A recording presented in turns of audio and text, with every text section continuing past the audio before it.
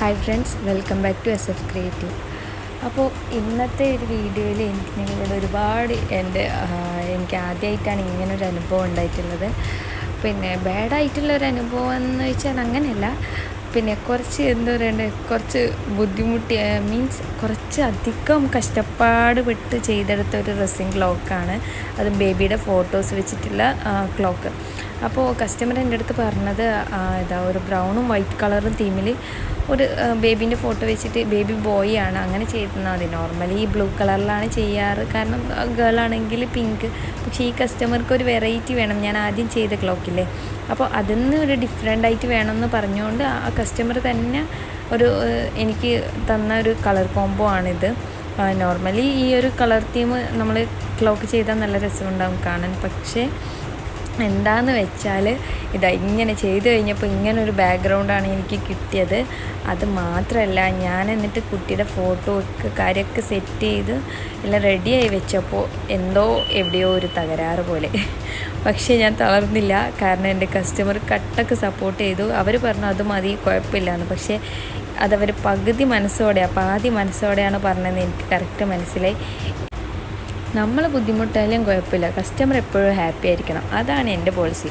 അപ്പോൾ പിന്നെ മറ്റൊന്നും നോക്കിയില്ല, വീണ്ടും ഞാൻ വേറൊരു ബേസ് വാങ്ങി. എന്നിട്ട് അതിൻ്റെ മേലെ ഈ ഒരു വൈറ്റും സെയിം കസ്റ്റമർ. എന്നിട്ട് ഞാൻ രണ്ടാമത് ചേഞ്ച് ചെയ്യുന്ന അറിഞ്ഞിട്ട് എന്നോട് പറഞ്ഞു, വേണമെങ്കിൽ ഞാൻ അഡീഷണൽ എക്സ്ട്രാ പൈസ തരാം, എനിക്കൊന്ന് ചെയ്ത് തരുമോ, പിന്നെ വേറെ നിങ്ങൾക്ക് ഇഷ്ടമുള്ള ഏത് കളർ വേണമെങ്കിലും ചൂസ് ചെയ്തൊക്കെ പറഞ്ഞു, നിങ്ങളിഷ്ടത്തിന് ചെയ്താൽ മതി എന്ന് പറഞ്ഞു. പക്ഷേ ഞാൻ കസ്റ്റമറിനൊരു സർപ്രൈസായിട്ട് അവർക്ക് ഏത് കളറാണോ ഇഷ്ടം ആ ഒരു കളറിൽ തന്നെ ചെയ്ത് കൊടുക്കാമെന്ന് വിചാരിച്ചു. രണ്ടും കൽപ്പിച്ച് ഒരുങ്ങിക്കിട്ട് ഇറങ്ങിയതാണ്.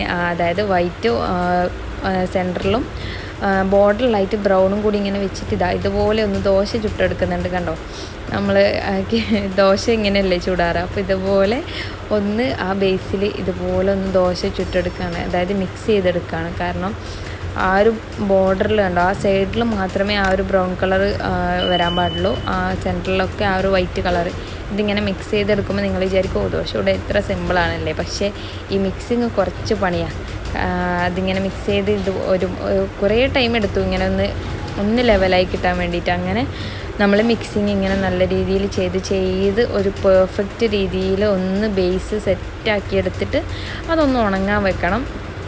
ഒരു 5-10 മിനിറ്റ് മതിയാവും ഈ ഒരു ഫാബ്രിക് പെയിൻ്റ് അല്ലേ, അപ്പോൾ അത് ഉണങ്ങി കിട്ടാൻ, ഡ്രൈ ആയി കിട്ടാൻ അത്ര ടൈം മതിയാവും. എന്നിട്ട് ഇങ്ങനെ ബേസ് ഒന്ന് ചെയ്തെടുത്തിട്ട് അത് ഉണങ്ങിയതിൻ്റെ ശേഷം ബാക്കിൽ ആ ഒരു ഹോൾസിൻ്റെ സൈഡിൽ നമ്മൾ മാസ്കിംഗ് ടാപ്പ് ഒന്ന് ഒട്ടിച്ചു കൊടുക്കണം.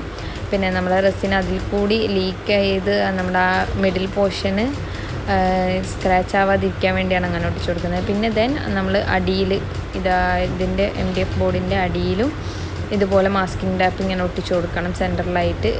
ഇത് ഒട്ടിച്ചു കൊടുക്കുന്നത് നമ്മുടെ റെസിൻ ലീക്കായിട്ട് ആ ബാക്ക്ഗ്രൗണ്ടൊക്കെ ഇങ്ങനെ പൊന്തി, ബാക്ക്ഗ്രൗണ്ടിലൊക്കെ ഇങ്ങനെ അത് ഞാൻ വീഡിയോയിൽ ആഡ് ചെയ്തിട്ടുണ്ട്, ഇങ്ങനെ അതിൻ്റെ ലാസ്റ്റ് പാർട്ട്. അപ്പോൾ അത് നിങ്ങൾക്ക് മനസ്സിലാവും, അങ്ങനെ ആവാതിരിക്കാൻ അങ്ങനെ ചെയ്യുന്നത്. ബേബീൻ്റെ ഫോട്ടോസൊക്കെ പ്രിൻ്റ് എടുത്തത് ഒന്ന് ഫെവിക്കോൾ വെച്ചിട്ട് ഒന്ന് ഒട്ടിച്ചു കൊടുക്കുന്നുണ്ട്. ഇതുപോലെ രണ്ടിൻ്റെയും നമ്മൾ ആ മിക്സ് ചെയ്ത ആ ഒരു പോർഷനിൽ അവിടെയാണ് ഇങ്ങനെ ബേബീൻ്റെ ഫോട്ടോസ് ഒട്ടിച്ചു കൊടുക്കുന്നത്. നല്ല രീതിയിൽ തന്നെ ഒട്ടിച്ചതിന് ശേഷം പിന്നെ ബേബീൻ്റെ എൽഹാം ഫാരിസി എന്നാണ് ബേബിയുടെ പേര്, വെറൈറ്റി പേരാണ് അല്ലേ. അപ്പോൾ ആ ഒരു പേരും പിന്നെ ബേബീൻ്റെ ബാക്കി ഡീറ്റെയിൽസൊക്കെ ക്ലിയർ സ്റ്റിക്കറിൽ പ്രിൻ്റ് എടുത്തതാണ്. അപ്പോൾ അതൊക്കെ ഒന്ന് ഒട്ടിച്ചു കൊടുക്കുന്നുണ്ട്. നമ്മൾ ക്രിസ്റ്റൽ സ്റ്റോൺ, അതായത് മിനി ക്രിസ്റ്റൽ സ്റ്റോൺസ് ആണ് കേട്ടോ ഇവിടെ എടുത്തിട്ടുള്ളത്. അതും അതിലേക്ക് കുറച്ച് റെസിനും പിന്നെ കുറച്ച് മേക്കപ്പ് പൗഡറാണ് ഞാൻ യൂസ് ചെയ്യുന്നത്. ബ്രൗൺ കളറ് മേക്കപ്പ് പൗഡറാണ് യൂസ് ചെയ്തിട്ടുള്ളത്. അതും കൂടി ഒന്നിട്ട് കൊടുത്ത്, ഇത് കുറച്ച് ഗ്ലോ ആണ്, അതായത് ഷൈനിങ് ഉള്ള ഒരു മേക്കപ്പ് പൗഡറാണ്. അപ്പോൾ അതും കൂടി ഇട്ടൊന്ന് നന്നായി മിക്സ് ചെയ്ത് ഇതുപോലെ ആ ഒരു ക്ലോക്കിൻ്റെ സൈഡ് ബോർഡർ കണ്ടോ, അതിൽ ഇങ്ങനെ ഒന്ന് ലെവലായിട്ട് ചുറ്റും വെച്ച് കൊടുക്കണമെന്നുണ്ട് കേട്ടോ. റൗണ്ടിൽ ആ ഒരു സർക്കിൾ ഷേപ്പിൽ വെച്ച് കൊടുത്തതിന് ശേഷം പ്ലെയിൻ ഡ്രസ്സിന് ഇതുപോലെ ഒന്ന് മിക്സ് ചെയ്തെടുത്തിട്ട്, ഒരു പ്ലെയിൻ ഡ്രസ്സിനാണ്, ഒന്നും നമ്മൾ കളറൊന്നും മിക്സ് ചെയ്യുന്നില്ല, അതിൻ്റെ മേലെ മൊത്തത്തിലൊന്ന് ഒഴിച്ചു കൊടുക്കുകയാണ്. എന്നിട്ട് എല്ലാ ഭാഗത്തും സ്റ്റിക്ക് വെച്ച് എല്ലാ ഭാഗത്തും ഒരുപോലെ ഒന്ന് ആക്കി കൊടുക്കുന്നുണ്ട്. നമ്മളിങ്ങനെ സ്റ്റിക്ക് വെച്ച് ചെയ്യുമ്പോൾ ഫോട്ടോസിൻ്റെ മേലെ വരയാതെ മെല്ലെ വേണം, ഫോട്ടോസിൻ്റെ മേലെ എത്തുമ്പോൾ പതുക്കെ വേണം ഒന്നിങ്ങനെ എല്ലാ ഭാഗത്തും ഒരുപോലെ ചെയ്തെടുക്കാൻ. കാരണം ഫോട്ടോസിൻ്റെ മേത്ത് സ്ക്രാച്ച് വീഴും, നമ്മൾ സ്റ്റിക്ക് വെച്ച് എന്ത് വെച്ച് ചെയ്യുന്നതാണെങ്കിലും ഫോട്ടോസിൻ്റെ മേലെ സ്ക്രാച്ച് വീഴാനുള്ള എല്ലാ ചാൻസും ഉണ്ട്. എനിക്ക് ഒരുപാട് തവണ അങ്ങനെ പറ്റിയിട്ടുണ്ട്. അതുകൊണ്ട് അത് ശ്രദ്ധിച്ച് ചെയ്യണം. ദെൻ ഈ ഒരു ചെറിയ മിനി സിൽവർ സ്റ്റോൺ അതിൻ്റെ മേലെ ഇങ്ങനെ അവിടെ എവിടെ ആയിട്ട് ഇട്ട് കൊടുക്കുന്നുണ്ട്. പിന്നെ ബബിൾ റിമൂവിങ് സ്പ്രേയും കൂടി അടിച്ചു കൊടുക്കുന്നുണ്ട്. കണ്ടോ, ഞാൻ നേരത്തെ പറഞ്ഞില്ലേ, ഇതുപോലെ നമ്മുടെ ക്ലോക്കിൻ്റെ ബാക്കിൽ വന്ന ഭയങ്കര ബോറല്ലേ. അപ്പോൾ അത് ഇല്ലാതാക്കാൻ വേണ്ടിയാണ് ഇങ്ങനെ ഒന്ന് ചെയ്യുന്നത് കേട്ടോ. ഇങ്ങനെ മാസ്കിംഗ് ടാപ്പ് ബാക്കിൽ ഒട്ടിച്ചു കൊടുക്കുന്നത്. ദെൻ നമ്മളതിങ്ങനെ പറിച്ചെടുത്ത ആ ഒരു കുമ്പള പോലെ ഇങ്ങനെ ഉണ്ടായിട്ടില്ലേ, അതൊക്കെ നമുക്ക് റിമൂവായി കിട്ടും.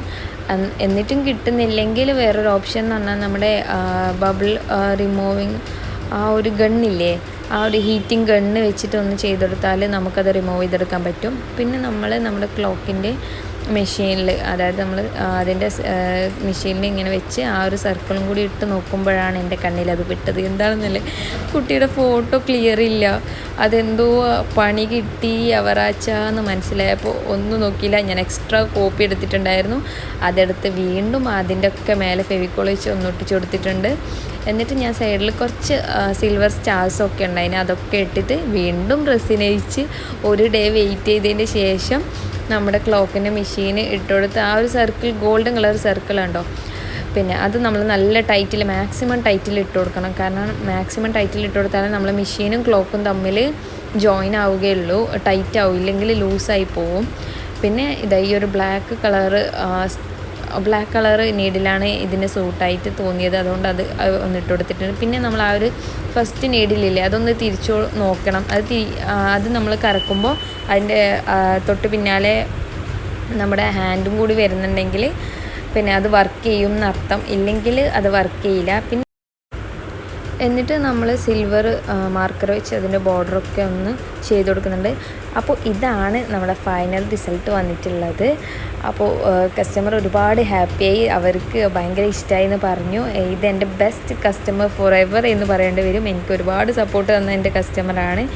പിന്നെ എനിക്ക് ഒത്തിരി ഇഷ്ടപ്പെട്ട ഒരു കസ്റ്റമർ കൂടിയാണ്. അപ്പോൾ അവർ ചോദിച്ച രീതിയിൽ തന്നെ ആ ഒരു തീമിൽ തന്നെ ഞാൻ ചെയ്തെടുത്തിട്ടുണ്ട്.